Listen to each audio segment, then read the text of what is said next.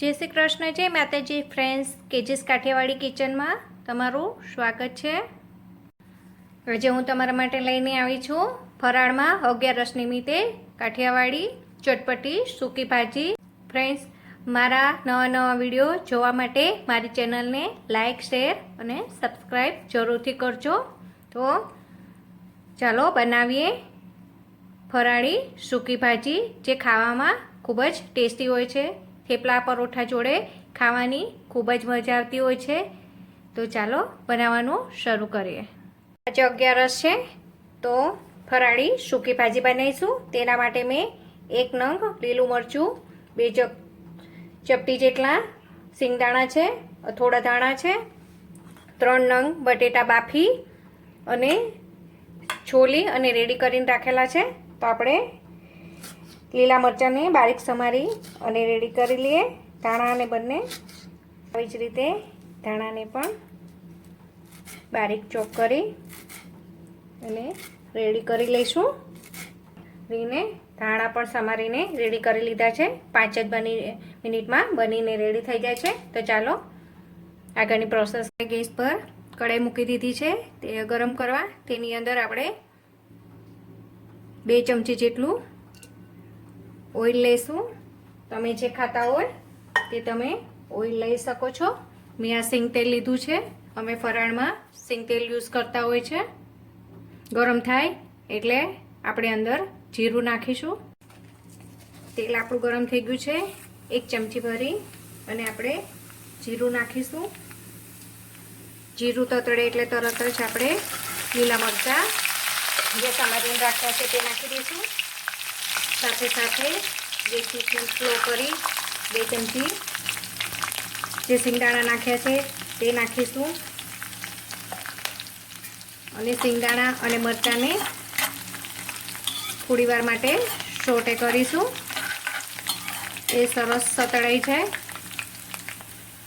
સિંગદાણા અને જીરું સરસ સતળાઈ ગયું છે।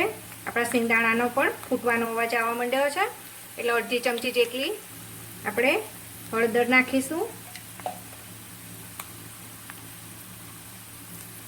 હળદર નાખ્યા પછી તરત જ આપણે બાફેલા બટેટા એડ કરી દેવાના છે।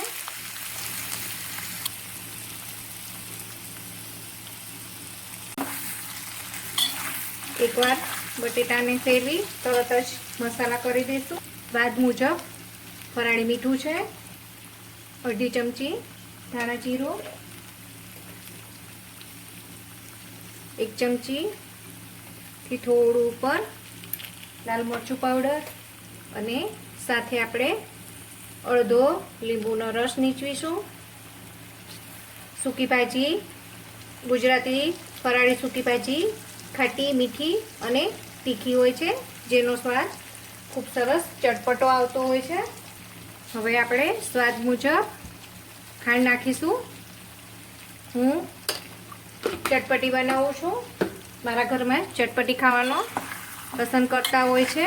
તમે તમારા સ્વાદ મુજબ વધઘટ કરી શકો છો। પણ ગુજરાતી સૂકી ભાજી ચટપટી ટેસ્ટ સરસ આવતો હોય છે, જે ખાવાની થેપલા પરોઠા કે તમે ઉપવાસમાં પણ ભૂખી પણ ખાતા હોય ને તો પણ બહુ જ ખાવાની મજા આવતી હોય છે।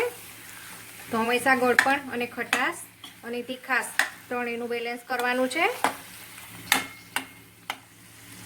હવે આપણે બારીક સમારેલા ધાણા નાખીએ અને 1 થી 2 મિનિટ એને જ્યાં સુધી આપણી ખાંડ મેલ્ટ થાય ત્યાં સુધી એને સરસ મિક્સ કરી દઈએ। તો તૈયાર છે આપણી સૂકી ભાજી। 5 જ મિનિટમાં બની અને સરસ બટેટા બાફેલા હોય તો 5 જ મિનિટમાં બનીને રેડી થઈ જતી હોય છે અને ખાવામાં ખૂબ જ સરસ લાગતી હોય છે। તો તૈયાર છે આપણી સૂકી ભાજી।